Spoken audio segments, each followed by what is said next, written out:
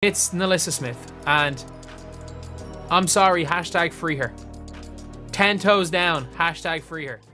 Caitlin Clark just dropped an absolute bombshell after NaLyssa Smith got canned. And honestly, this might go down as one of the most satisfying decisions in WNBA history. The Indiana Fever dropped 2 matches back-to-back. And who do we have to thank for that? Yep, the one and only NaLyssa Smith, a player so self-absorbed. She makes a black hole look humble. She's like that one toxic fish ruining the whole pond, except she's out here wrecking an entire basketball team instead.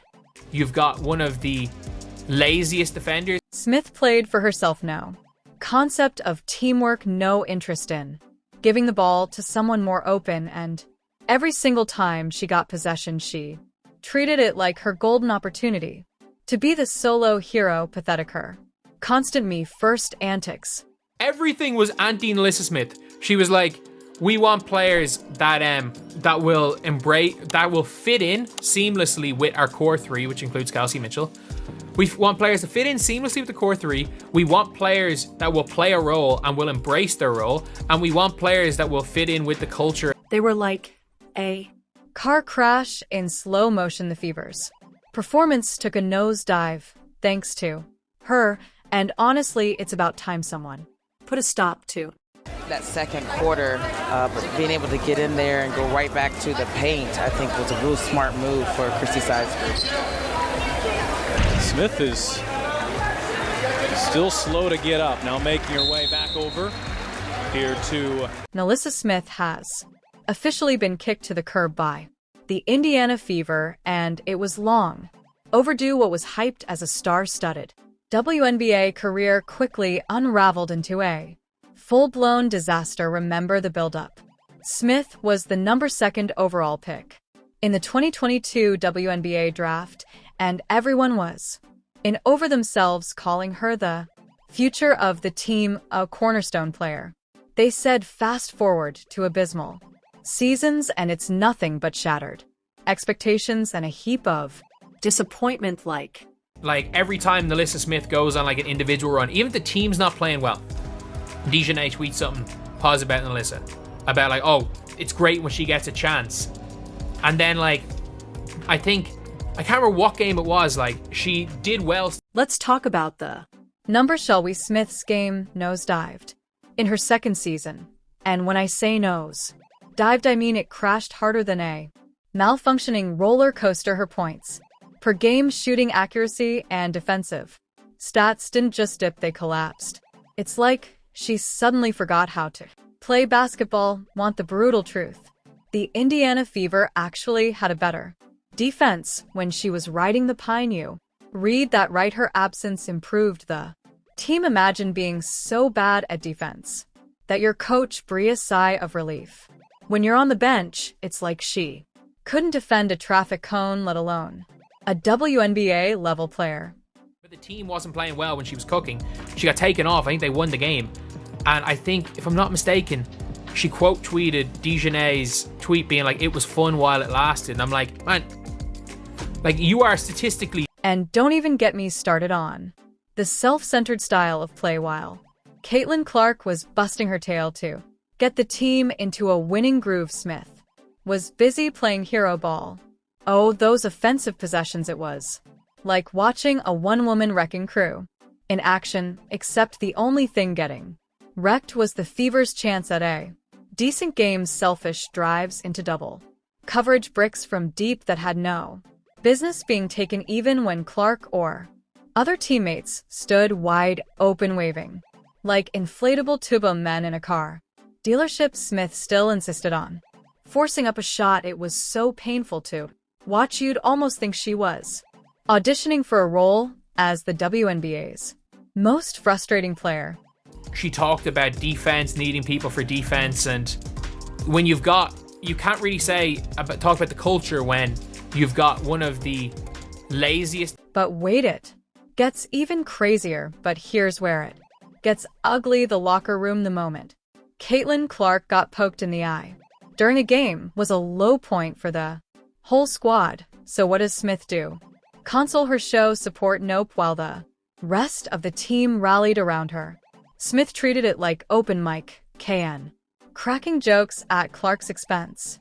Seriously, NaLyssa, your teammate is down. And that's your response? Imagine busting your tail for the team like Clark does, only to watch your supposed teammate turn your pain into a punchline.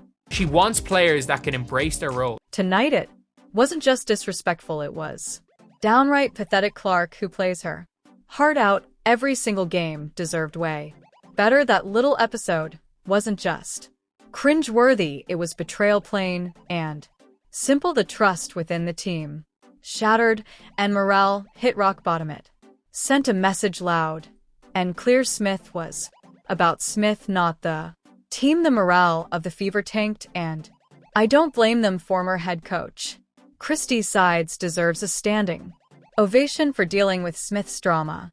The woman tried everything to hold the squad together, but how do you manage a team when one of your so-called leaders is too busy throwing a diva tantrum on the court? Smith's selfish play made it impossible for Sides to implement any strategy that didn't involve praying for a miracle. When the Fever eventually axed their coach, the fingerprints of Smith's antics were all over that decision. Smith's unwillingness to adapt or even attempt to fit into a team-first mentality, that's what ultimately tanked Sid's efforts. By the time the Fever let go of Sides, it was obvious Smith's ego had driven the team into a wall. Enter Stephanie White, the new head coach, who has zero patience for egotistical nonsense. White laid down the law from day one. The Fever are about teamwork, hustle, and cutting out toxicity like a bad habit. Guess who didn't fit that mold?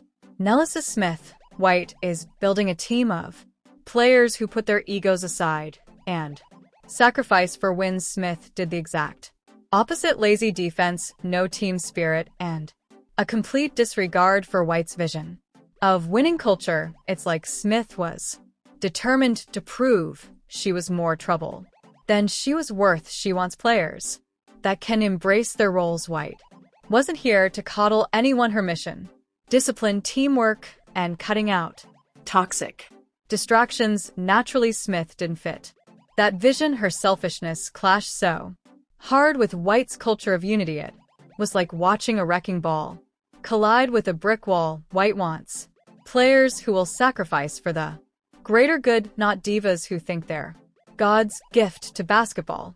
Brother caused a lot of drama on social media.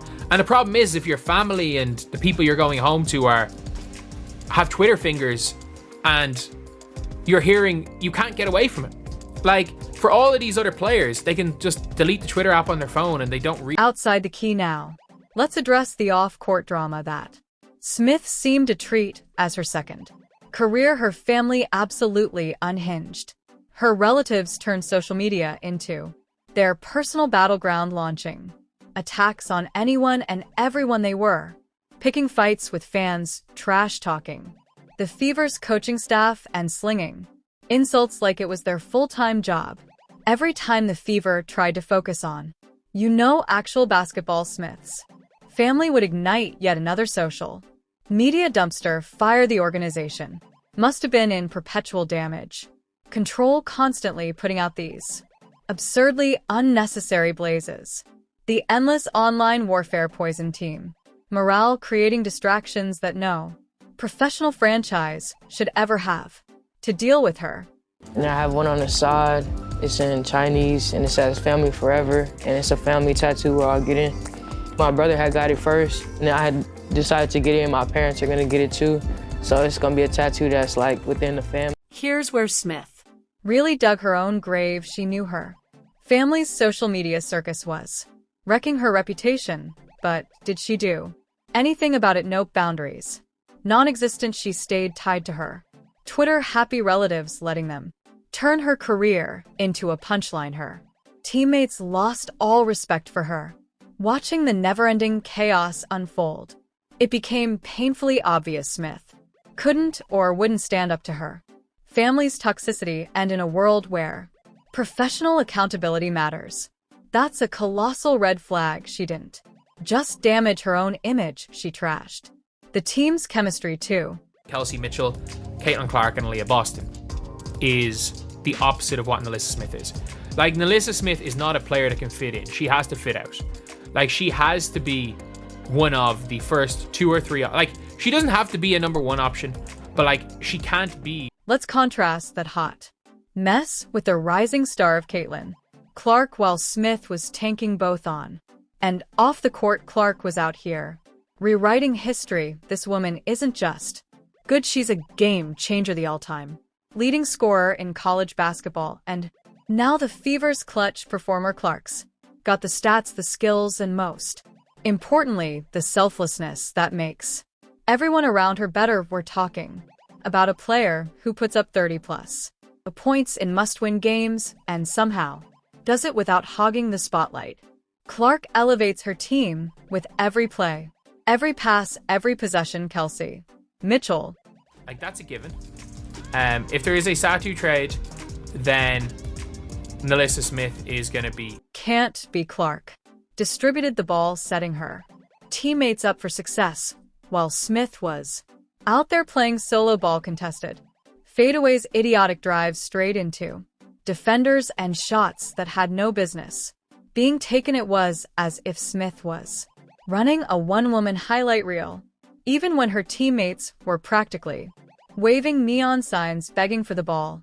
Her boneheaded decisions cost the Fever games, and she